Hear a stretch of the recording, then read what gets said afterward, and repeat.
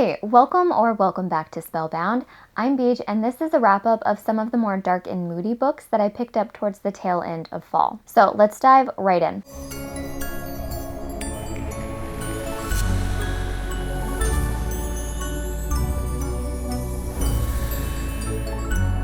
Starting with The Hitchcock Hotel by Stephanie Roble. This is a somewhat recent release of the last year, maybe 2 years, and it's about this guy, Alfred, who is maybe early 30s, and he has just set up this bed and breakfast. And this bed and breakfast is a total homage to Alfred Hitchcock. Like, Alfred was obsessed with Hitchcock films. He started this film club when he was in college. He was just all about it. All of the different rooms in this bed and breakfast are themed to Hitchcock films. I mean, everything is themed to it. And then he invites his core group of college friends that he really hasn't stayed in touch with since college. We don't really know why he's bringing them over. They don't really know why they're invited to see this because, like I said, they haven't stayed in touch, and it's kind of weird, and he's kind of weird. So anyway, they all were in a film club together, so they all knew that Alfred was obsessed with Hitchcock films. Anyway, something during this weekend goes awry, or maybe it doesn't, and maybe in fact this was part of Alfred's plan all along, was that there's a murder that happens. Then it kind of turns into a bit of a whodunit, but it's more of a thriller than a whodunit. What I enjoy about this is the structure. I mean, I enjoy so much about this because, first of all, I am a huge Hitchcock fan. Like, huge Hitchcock fan. And we'll get to who Hitchcock was, all that stuff in a second. Right now, just this book as media. The structure of this book is really interesting. The book is told in kind of almost 2 parts. There might be more than that, but the book, there's a clear event that happens 50% of the way through the book that adds like the first plot twist, and that's very exciting.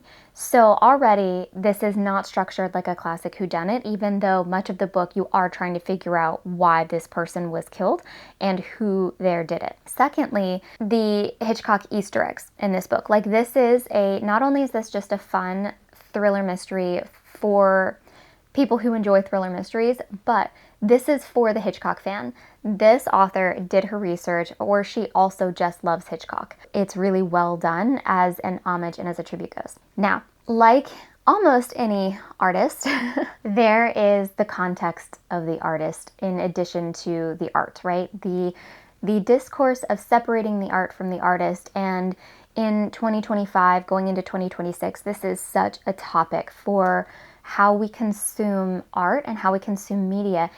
Nothing is without context. And so now that we live in an age where all art is available to us in the present, it's important for us to contextualize art that was harmful, or from an artist that was harmful, so that it is put back in that context. So the discourse around that, I mean, the idea of separating the art from the artist has been around for a long time. That's not new.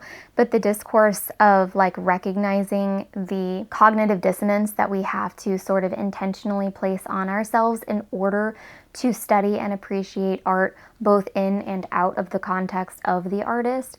All of that discourse was only just kind of starting when I was there in film school like 12, 13, 14 years ago. So that made classes, like I took an entire class on Alfred Hitchcock. I love and have always loved Hitchcock. And the more that I learned about his art and his genius, I also learned about the context of him and who he was as a person.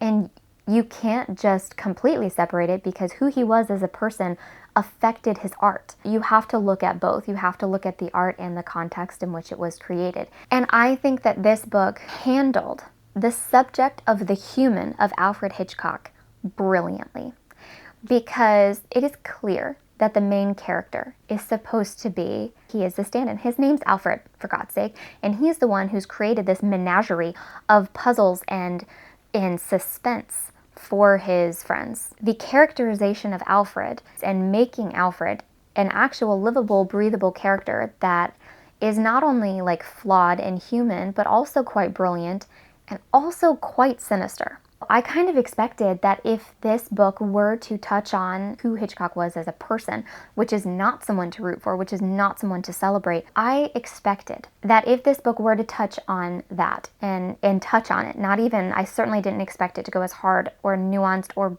wonderfully as this did. It was going to be a monologue through one of the characters, because that's kind of just how, I mean, that's how it's done. And I don't even hate when it's done that way, but it wasn't. This book treated Hitchcock with both the dignity that he deserved as an artist, but also with the scathing accountability that he wasn't held to in his lifetime. And she did it through the plot, which is just wonderful writing. I thought this was brilliant writing because all of that commentary and all of that nuance and all of that discourse was woven through the plot, and how the plot unfolded and how the characters responded to and interacted with Hitchcock and were affected by Hitchcock. Even if you don't know anything about that, you're like, I literally don't care. I don't care about any of that. This is still a really fun and different mystery thriller because of the pacing and because of the storytelling structure. It takes pages from Hitchcock where it can, in terms of surprises and in terms of pacing and in terms of Easter eggs and Chekhov's gun and things like that. I mean, it sets it up quite cinematically and follows some of the rules that he both set and broke himself, which makes this book stand apart from other modern mystery thrillers, and I really liked that. So that was my experience with the Hitchcock Hotel. I do recommend it. I think it's fun, and I think it's most fun if you know or like Hitchcock. The Hitchcock Hotel by Stephanie Roble. All right, let's compare that to Mr. Magic by Kiersten White. Now, if you have seen just about any of my videos from the past calendar year, then you've probably heard me talk about Hyde by Kiersten White, which was my favorite book from last year. It hit me like a ton of bricks in October, I think is when I read it. Could not stop talking about it, couldn't stop thinking about it. I loved the writing, I loved the story, I loved the intensity, and I loved the social commentary. I was obsessed with it. So Kiersten White is an immediate now auto buy for me. I want to read everything that she has written. This is her newest one. It's called Mr. Magic. This is about these kids, these former child stars who were all on this like children's TV program from a long time ago, and they don't remember much of it.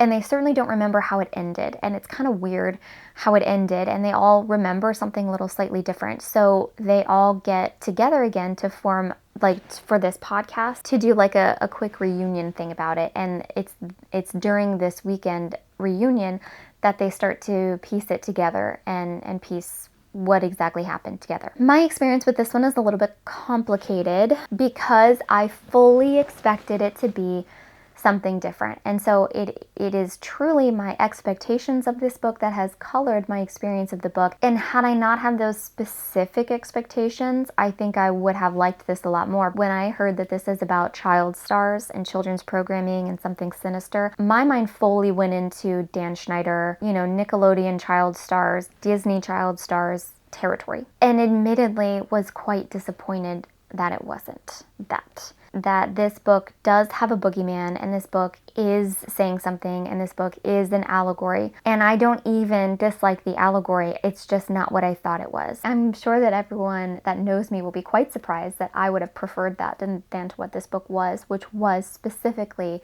about the effect that religious influence has on children, and about what growing up in a strict religion, in a conservative religion, does to children. That in itself is something also that I'm deeply passionate about.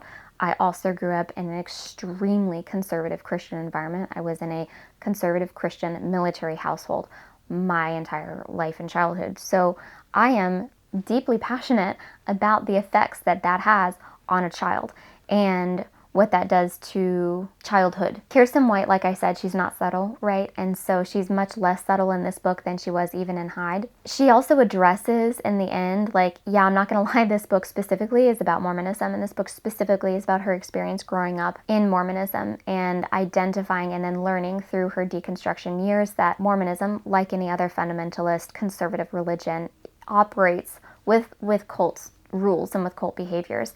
And the more that you learn about cult practices and identifying those things and identifying what that looks like, the harder it is to maintain that personal, like, deep soul connection that you had to the things that that cult or that belief system brought you, which is always, of course, part of the grieving process of any deconstruction journey, regardless of whatever brand of faith that is. And I know that the Christians who are watching this are gonna freak out because they like to think of themselves as, and we used to, I being part of that group, always considered ourselves the absolute exception to every religion, to every, group that there possibly could be, that it didn't apply to Christianity because Christianity was not only superior, but instead the inverse of everything else. But it isn't.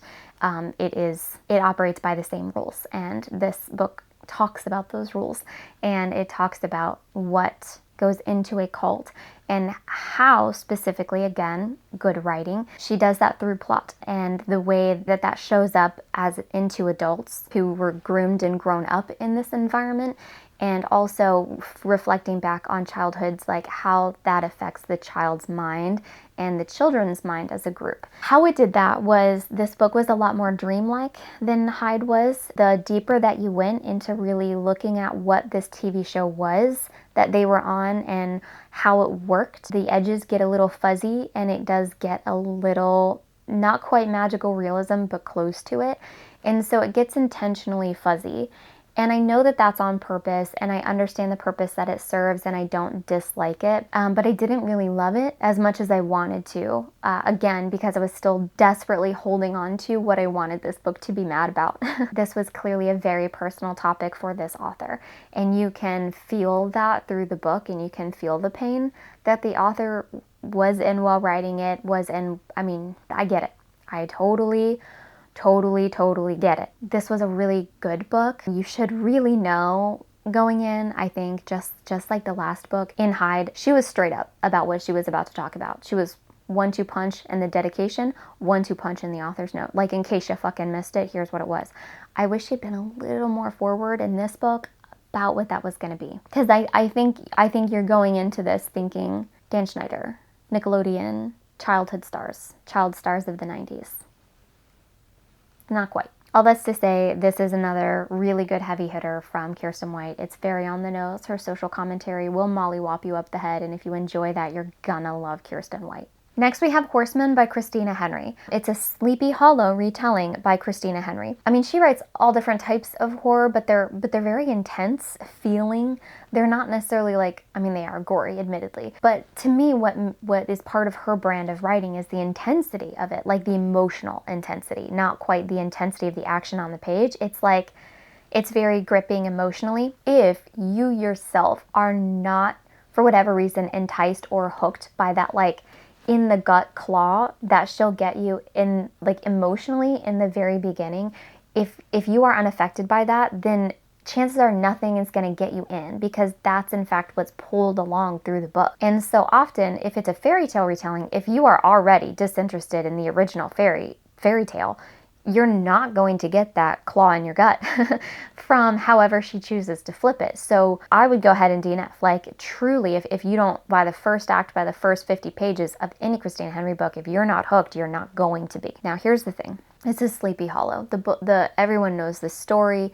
And if you don't, you kind of do, because there's not a whole lot more that you're missing by not reading the original story by Washington Irving. And the thing is, I kind of like where she started to go, but then I don't like the journey of getting there, and I didn't like where we ended up. So overall, my reading experience of this was very poor, and my result of this was very poor. What I really did enjoy was that the protagonist of this was a trans boy, and I really liked that angle, because then it allowed us to look at some of the very, very archetypal, stereotypical gender roles of the original fairy tale a little bit differently. Let me back up.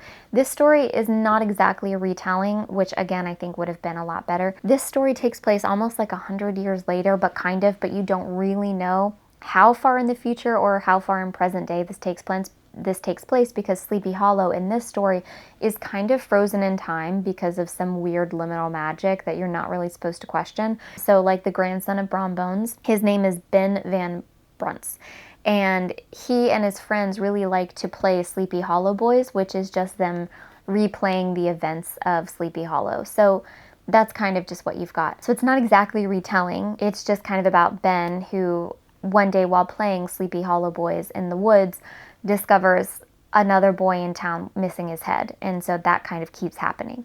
And so it's kind of just like a mystery of them trying to figure out what's going on in the woods and why does this keep happening. So much less interesting, honestly, than a period piece retelling of the original story with a different twist. Instead, you're already removed from the original story by having it be kind of 100 years in the future, but also could be farther in the future. But this town specifically is only 100 years in the future because it's weirdly suspended in time. Feels weird and kind of like a snow globe story, and I really don't like those. That's usually how Nutcracker retellings feel to me. It's just like, just tell the story but different, or tell the story differently now. But like, to do it kind of the same but kind of not with rules that are very ambiguous, I'm not usually a fan of. Then the other thing though is like this whole snow globe nature of this story and this whole like liminal magic rule system. You've got two different magic systems. You've got one that's like old spirit of the wood kind of magic, right? Like old ethereal magic. And then you have other magic that's like folklore magic. But in this book you have both, and they have two different rules, which does not make sense. You have an old, weird, sort of fae-like spirit system that has one set of rules, and only at the very end do you learn the rules and like learn that it's like this older than time, sort of ethereal, fae-like, trickster, mischievous, villainous being, entity that literally did not exist on this continent until the Dutch came over and they brought it with them. But just accept that. You don't know that until the final few pages of the book, which is just a whatever choice, but just accept that. But then separately, you have the magic of folktales, and that the idea, spoiler, of the Headless Horseman literally only exists in truth because of Brombones creating him as an idea and because the town believed him. So then therefore it is their belief in them, in the Headless Horseman, that makes the Headless Horseman literally real. These two magic systems, these two concepts of magic, I like them both, but separately, because they're different rules. They're different, they literally have different rules of existence. I love the idea that the Headless Horseman is a real figure that in fact only really exists because they believe in him. And if they didn't, then he wouldn't. He was born from their belief, and he endures because of their belief, because this is a story that's retold and retold. Amazing. Why is that not at the forefront of this book? Why is that in fact not what this book is all about? And then separately, if you're going to have some hobgoblin of a character that is an older than time ethereal trickster of the wood, who in fact, how is it that not one of these creatures existed on North America and then somehow took the crossing over with them? What are the logistics of that? Make that make sense if he's like a spirit of the wood, whatever. But then talk about how he only existed in Europe. If this was a creature of villainy that is like this ethereal being, talk more about that from a colonization perspective, and how in fact this land that was genocided on in order to settle didn't have creatures like that, and only perhaps had benevolent creatures of the wood, but there didn't exist destructive forces in the wood. It was only from the land of Europe, like where that came from. Talk more about that. Why is that not what the entire book is about? Why is that not at the forefront of this book? Why is that not what's driving this book? Instead, it felt like Christina Henry didn't know which direction she wanted to take, and then just kind of settled on both, but did them both poorly, and then didn't tie them together until the end because she was still kind of figuring it out as she was writing. If she would have chosen one direction or the other and then rewritten the book knowing that at the end, and therefore made either one of those magic systems and ideas drive the story, it would have been such a powerful story, such an intentional retelling. My experience of this was very poor. I'm extremely disappointed. I still can't decide if I want to keep this or unhaul this. Like, I don't even know if I want it as a trophy. I'm so disappointed by it. Womp womp. It was messy. It was messy and bad and foggy, and it shouldn't have been. Jane Eyre, tome of a book. You know it. You've heard of it. This isn't new. This is Jane Eyre by Charlotte Bronte. It is, yes, it is this thick. It is the entire life story of this chick, Jane Eyre, who is, by our standards, profoundly uninteresting, but by Gothic standards, a whole person. It's one of the original Gothic stories. This is a true Gothic story. You have the Gothic aesthetic. You have the secrets of the home. You have this like woman who is torn between finding personal fulfillment and emotional enrichment in a relationship, and the reality that any time that a woman tries to choose that, she's also going to be choosing to sacrifice part of her independence because of the nature of the world that we live in. So it is profound in a way, in that like this is one of the first that started that conversation. Like this was groundbreaking at the time. So for that, cool. But by today's standards, it's like not as groundbreaking. At this point, the most that you're gonna get from this book that's different is the experience of having read it. Yep, women sure do have feelings and experiences. Like, so on one hand, as someone who's like a major feminist, this is important work. But also as someone who reads a lot, I certainly wasn't missing out on anything by not having read it before, you know, and also I do like and appreciate a Gothic atmosphere. This much, maybe not. So my reading experience of this was that this book sure was long. And how I feel about this book now is that women sure do have feelings. I don't know, I'm being glib about it. It's not even that like I missed it, you know, like this book is literature. And I like literature, I enjoy it, I studied literature. There are reasons why this book is considered one of the greats. There are reasons why this book is in the canon. And all those reasons have already been stated. I'm not gonna say anything that a lover of Jane Eyre doesn't already know. But for the average reader and probably the average viewer of this channel, do I recommend this as a book you absolutely must read because your life is missing something by not having read this? Probably not. Because more likely than not, if you're reading modern YA fantasy that has a female protagonist, you're already getting the point. You know, like it's not going to be a realization for you, most likely, that women sure do have thoughts and feelings, and women sure don't like feeling trapped, and women sure hate having to choose between independence and love. Now, if you're really into the Gothic aesthetic, if you're really into Gothic romantic literature, then you're really going to appreciate this. You know, like I enjoy the Gothic aesthetic, I do. But in books, I usually don't gravitate towards a lot of Gothic stuff. Not all the time, because I like it to look at, but I don't like it to experience myself. I don't like the claustrophobia nature of it, and I don't like the modern Gothic aesthetic in YA is going to be in dark academia. That's where you're going to find those types of books. And also, just for the girlies, I want to say it's dark academia, not dark academia. It's the academy, not the academy. So anyway, that's where we see this aesthetic most often worked out now. We see the tropes of a Gothic aesthetic taking place in this Gothic environment, which is a school, because it is the most closely associated claustrophobic space that we have access to in our sort of shared experience brains, of feeling a bit out of control. You're not the one making the rules. Things are dark. There are secrets that are sort of up to you to explore, but doing so comes at a risk for yourself. You're not entirely given full autonomy over things, you know, which you would if it were your own home. And also the relationships therein are therefore very toxic, which makes more sense and is more familiar and accessible to us as a playground for these aesthetics than this sort of Gothic manor where you're not free to leave because that's hopefully no one's lived experience and no one's shared lived experience of like, oh yeah, I get that. We don't really have that anymore. So anyways, if you're a big fan of literature, sure. Pick it up, you know, explore it for yourself. If you're a big fan of the Gothic aesthetic and you just want like one of the OGs, by all means, pick it up, enjoy it, love it, and I love that for you. I'm glad that I read it. Didn't love my time, didn't hate it. It was just highly verbose, beautiful writing. It's literature, you know, so deconstructing this as like literature and looking at it through lit theory, what a fun time for my brain. But this will be the only time that I'll have read it. And I read Jane Eyre in the first place because I was doing a buddy read / collab reading vlog with my friend Sasha, who I met in Norway this summer on the Trova trip with Gavin Reedstall. It's like a collab vlog where we each choose a book and then we each read the book and then we like swap footage, you know? So like she chose a retelling of Jane Eyre, and so we both read that book together, and then that vlog will be on her channel. And then I chose a retelling of The Goblin Market called Not Good for Maidens by Tori Bovalino.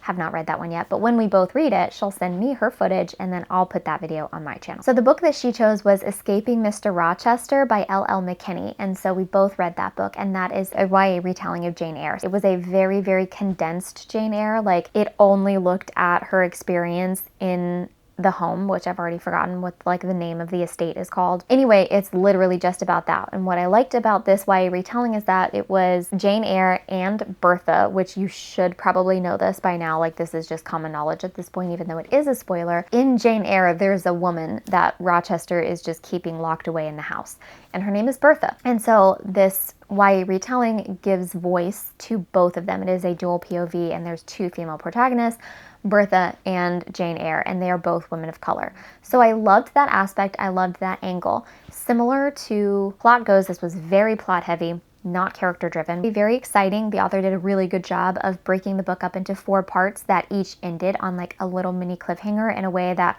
I thought was really well done and made you want to keep reading. It was very exciting, very stressful, in a good way. Like, the suspense was there. The suspense was suspensing in this book. It wasn't my favorite though, because I really, like I said, for all the reasons I said, I really wanted their identities to come into play more and to affect the plot more than it did. But as far as a YA retelling goes, and as far as like telling this kind of a story for a new audience and in a highly condensed way, I thought it was highly effective in doing so. That was Escaping Mr. Rochester by L.L. McKinney. The next 3 are 3 horror comic book / graphic novels that I read last month. Something is Killing the Children by a bunch of people, James Kenyon IV, Werther Deledra and Miguel, that looks like a Q, Miquel Muerto. Awesome. A lot of people have written this book or had their hands on it. What kind, like Werther? That's a first name. Anyway, I really enjoyed this. This is exactly what this comic book is about. Something is killing the children, and there's this like badass woman that has to go and fight them. Spoiler, it's a monster. Nothing more nefarious or sinister at play as far as we know. It is a literal monster, and it's literally tearing the children apart viscerally. It's very gory, this book, and so is the female badass, like futuristic dystopian, like warrior woman who is fighting them. I loved it. 100%. There's not a lot of subtext going on, at least in volume 1. It is exactly what it's telling you it's going to be, and it's gory. But also the gory scenes were like different colorways, which I really enjoyed. It has kind of like a yellowish hue to the pictures. Anyway, it has kind of like a yellowy with like a highlight of red at different points. However, if it's really dark, it gets like blue and the cool tones with red, which I thought was really cool because, again, the rest of the book is kind of yellowish, yellow-green. So, big fan of that, obviously.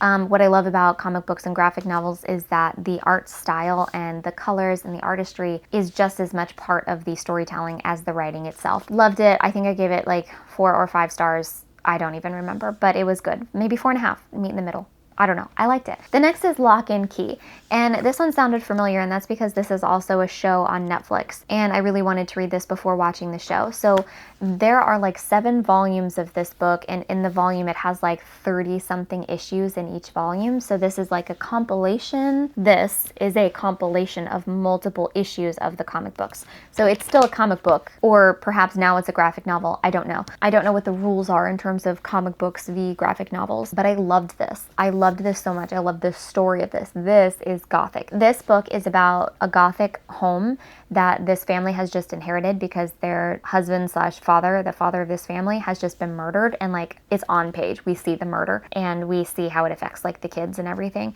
And so they move out of state. Like I think they moved from Seattle all the way to New England to where this home is. And the thing is, this home has these keys, and these keys are bizarre keys that are like not quite to new worlds but to new dimensions. There are like entities also connected to the house that also want the keys. So this is a really fun fantasy-ish book that I really enjoyed. The story is there 100%. Oh, who's it by? It's by Joe Hill and Gabriel Rodriguez. Anyways, I very much enjoyed this book. This was a good time. And it's suspenseful. It's a little gory, but more than gory, it's violent. You might know I'm a big fan of violence with purpose, and this is violence with purpose, and I liked it very much. And finally, this is Heretic by Robbie Morrison and Charlie Adlard. Now, this is pretty cool. I enjoyed the subject matter very much, and I enjoyed the time period very much. This book it begins with talking about, Sigmund Freud was highly respected and regarded in his time, and even now, like, he's considered one of the modern fathers of psychology and psychotherapy and everything. A lot of what he said has been debunked, like, no, in fact, not everything goes back to the penis. However, there was one thing that he did and said that everyone was like, kind of gave him a pause to be like, maybe this guy is, an idiot. And that's because he named like two of his biggest influences were these two people. I don't remember what the first one was, but the second one, he names this guy, John Eyre. Asked in 1906 to name the most significant books ever published, Sigmund Freud chose such scientific achievements as those of the old physician Johann Eyre on the belief in witches and Darwin's Descent of Man. This was 6 years after the publication of The Interpretation of Dreams, which gained him international renown as the founder of psychoanalysis. So the inclusion of Johann Eyre raised eyebrows even amongst Freud's most dedicated followers. A controversial 16th century scholar and physician, Eyre was the author of De Prestigiis Daemonum on the Tricks of Demons. Published at great risk, the book is a plea against the barbarity of the witch trials and the tyranny of the Inquisition. Eyre studied under an even more notorious Renaissance figure, the doctor, knight, lawyer, philosopher, and reputed black magician Cornelius Agrippa, another enemy of the Inquisition. The possibility that these curious influences could prove damaging to his legacy was not lost on Freud. In later years, he was careful to never again acknowledge his debt to a 16th century demonologist, whose own mentor was branded a heretic and a demoniac by the ruling powers of his day. So that's kind of the preface a little bit. This goes back in time to Eyre being kind of a young man, apprenticing almost under this super bizarre knight, lawyer, demonologist guy named Cornelius. This is during the Renaissance, and this is during the Inquisition, and this is during the witch hunt, like, time period. And so it is about the Inquisition and kind of saving some innocent lives. The Inquisition wasn't exactly fair or logical. This was a good story. I enjoyed the story very much. What I didn't enjoy was the fact that this is clearly a man, or in this case, two men, kind of through their own way, backdooring their way into basic feminist thought. Like the idea that all women just know now that, like, obviously the witch hunt was a farce. It was just an excuse to kill women. So, like, this idea, this groundbreaking sentiment of, guys, they didn't burn witches. They killed women. This idea that is in fact not a groundbreaking, thought-provoking concept. It is just fucking duh. My guy, it was never about witchcraft. It was never about witchcraft. It was about women. It was and has always been about oppressing women. Yeah. But this idea that concept in itself is groundbreaking is kind of what this book is about. So it does feel kind of tiresome because he is almost mansplaining that as a concept back to you. So for other men, 100%, this is exactly how you got to do it. You have to, like, through literature, through pictures, like, explain, like, guys, this was really unfair. Guys, this wasn't about witchcraft at all. Guys, they weren't really witches. It was everyone. It was actually about a surveillance state, and it was actually about patriarchal control, and it was actually about religious persecution on behalf of the church and the religious figureheads, but really they targeted women because they were women. Like, yep. Like, I'm glad you're here, but it is quite preschool for just about anyone else who's already known that. So if you won't find that tiresome of, like, this guy, like, watching him sort of process it in real time of, like, wait, what? Then for sure, I do recommend that because this is a good story. It is. As a story, it's quite well written, and the characters are quite compelling. But if you will find the subtext tiresome. So those were the not quite spooky but dark and moody books that I have read over the past couple of months. And if you've read any of these books, please let me know how you felt about them. Like, do you agree with me? Do you disagree? Do you have other recommendations? Like, what have you been picking up over the past couple of months? That was a lot of questions that I just asked you all at once. And so the good thing is you have plenty to choose from in the comments below. More than that, I would honestly just like to hear from you because I love connecting with other bookish people. So just talk at me about books, and I would love to hear from you. So that's it from me. Take care, stay safe, fight fascism, and happy reading.